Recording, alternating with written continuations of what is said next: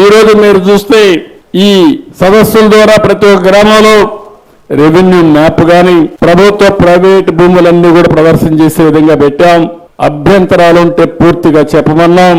SLR గాని RR గాని 1B register గాని 22 జాబితాలో ఉండే అన్ని కూడా మీకు అందుబాటులో పెడుతున్నాం. టోటల్ గా ట్రాన్స్పరెంట్ గా పెడతాం.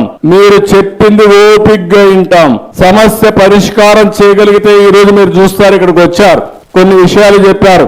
నేను యువతన సమస్యలు ఏ విధంగా పరిష్కారం చేయాలని చెప్తాను. అవి చేసే అవసరమైతే చట్టాన్ని మార్పు తీసుకొచ్చి కేబినెట్ కూడా తీసుకొచ్చి మీ సమస్యను పూర్తిగా పరిష్కారం చేసే బాధ్యత తీసుకుంటాం. అదే మాదిరిగా మీ భూ కొలతల్లో తేడాలు, సర్వే నెంబర్లో మార్పులు, వారసుల పేర్లు నమోదు గాని, సరిహద్దు సమస్యలు, భూ విస్తీర్ణంలో తేడాలు, రీసర్వే రికార్డులో నమోదైన తప్పులు, భూ కబ్జాలు, అసైన్డ్ భూముల యొక్క పరాధీనం, నిషిద్ధ భూములు 22 జాబితాను తొలగింపు, ఇవన్నీ కూడా తీసుకుంటాం. ప్రతి ఒక్క ఫిర్యాదును రికార్డ్ చేస్తాం.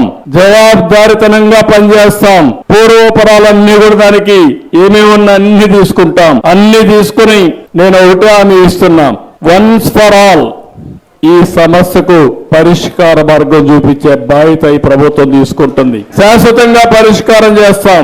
ఒకసారి ఆ రికార్డులు అప్డేట్ అయిన తర్వాత మీకందరికి కూడా మళ్ళీ పట్టాదారు పాస్ పుస్తకాలు ఇస్తాం. సర్వే కూడా పూర్తి చేస్తాం.